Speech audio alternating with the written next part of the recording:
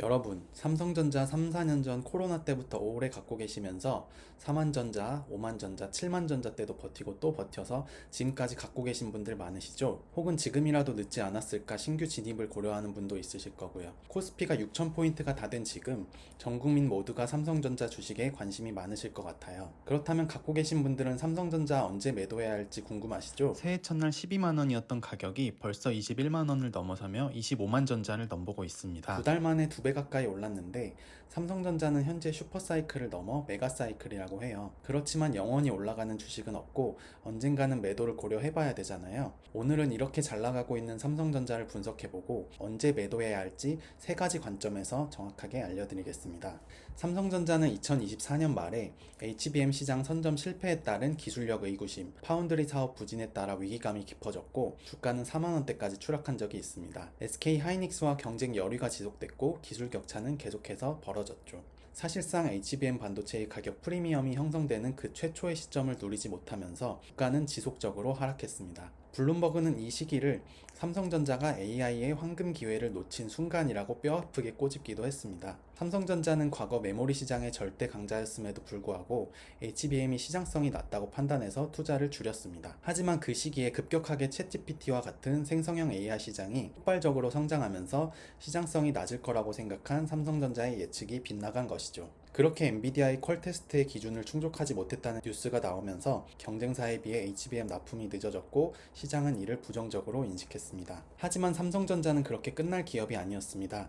2025년 들어 상황이 달라지기 시작합니다. HBM3E의 구조 개선에 집중하면서 발열, 수율, 안정성 3가지를 동시에 잡는 방향으로 설계를 수정했고 패키징 효율을 끌어올립니다. 기술 격차를 따라잡으려고 엄청난 투자를 이어간 것입니다. 2025년 하반기 JP모건은 삼성전자의 HBM은 기술 격차를 빠르게 좁히고 있으며 2026년 HBM4 전환 구간에서 본격적인 점유율 회복이 가능하다라고 말했습니다. 이 말의 의미는 삼성전자가 AI 시장에서 다시 플레이어가 됐다는 것을 의미합니다. 그리고 이 시기에 동시에 일어난 일이 있습니다. D램 가격이 폭등한 것이죠. 챗GPT, 제미나이, 클로드, 그록 등 모든 AI 툴의 사용량이 전 세계적으로 급격하게 증가하면서 공급은 제한적이고 수요는 급증하는 D램의 슈퍼사이클에 진입하게 된 것입니다. D램 공급은 HBM 생산을 위해 일반 D램 라인까지 전용하다 보니 HBM뿐만 아니라 일반 D램 메모리 가격도 폭등하게 되는 것이죠. 삼성전자는 아마존, 마이크로소프트, 구글 등 클라우드 기업에 판매할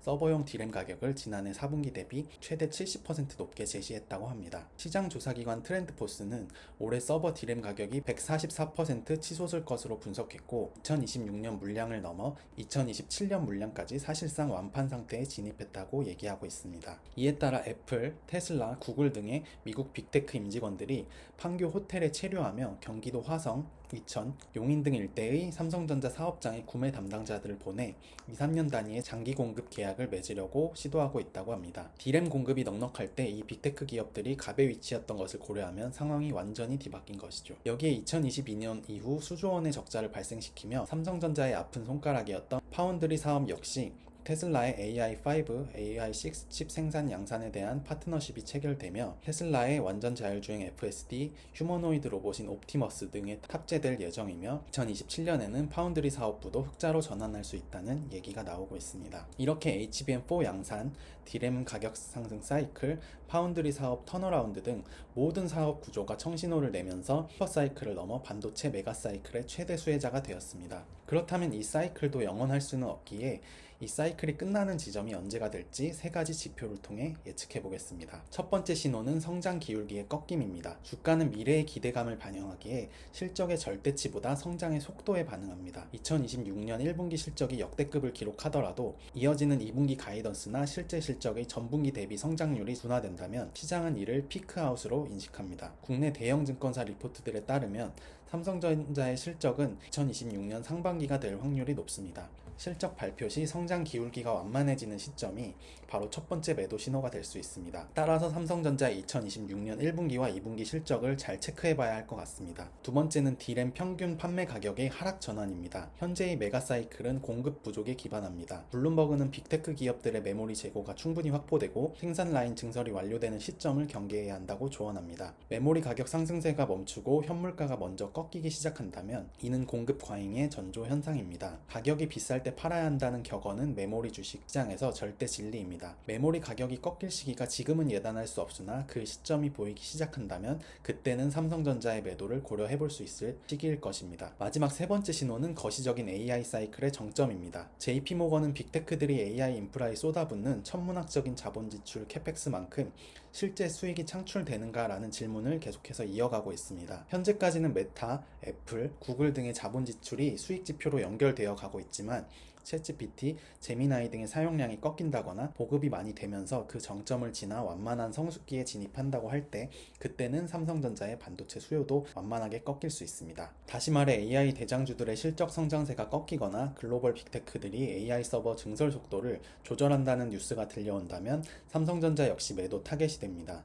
AI 거품론이 아니라 진짜 파이가 더 이상 커지지 않는다면 그때 역시 매도 타이밍이 될 수 있습니다. 지금은 메가사이클의 한가운데에 있습니다. D램 가격 상승, HBM 수요 폭증, 실적 레벨업.